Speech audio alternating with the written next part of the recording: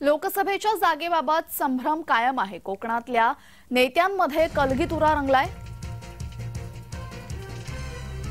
कोकणातून रत्नागिरी सिंधुदुर्गच्या जागेवर नारायण राणे यांचं नाव समोर येते। त्यांना उमेदवारी मिळण्याची दाट शक्यता महायुतीतून व्यक्त केली जाते, तर त्यांच्या विरोधात शिवबाठाचे विनायक राऊत असतील।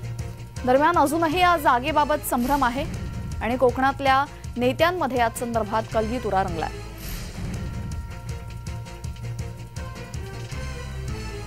आगामी लोकसभा निवडणुकांसाठी रत्नागिरी सिंधुदुर्ग मतदारसंघातून नारायण राणे यांचं नाव समोर येत आहे। नारायण राणे हे राज्यसभेचे माजी सदस्य होते, त्यानंतर आता त्यांना लोकसभा देण्यात येणार असल्याचं समजतंय। दरम्यान त्यांच्या विरोधात शिवबाठाचे विनायक राऊत असतील आणि याचवरनं कोकणातल्या नेत्यांमध्ये कलगीतुरा रंगल्याचं बघायला मिळालं।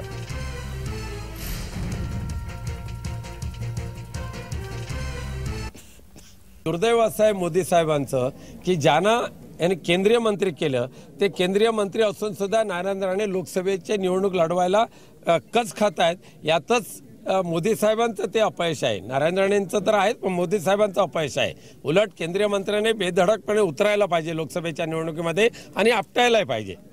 जिंकून येण्याचा तर विषयच नाही, परंतु पराभव समोर दिसतोय पण पळ काढायचं अशा पद्धतीने हे पळपुटे नेते आहेत।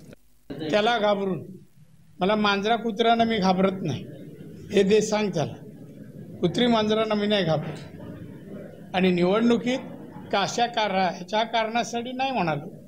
आता सगळं झालं ना, आयुष्यात मिळालं ना, त्याच्यासारखं काय आहे पुढे पण लोंबकळत राहायचं। पुढच्या काळामध्ये तर त्या काळामध्ये राणेसाहेबांचे जे खालचे कार्यकर्ते होते ते ज्या पद्धतीने वागत होते त्याच्यामुळे हा संघर्ष झाला होता। तो नारायण राणे साहेबांशी संघर्ष कधीही नव्हता।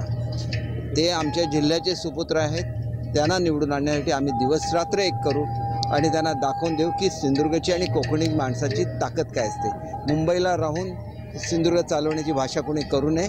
कोकणाला स्वतःचं एक मान आहे, स्वतःचा स्वाभिमान आहे आणि तो मी ह्या इलेक्शनमध्ये दाखवून देऊ।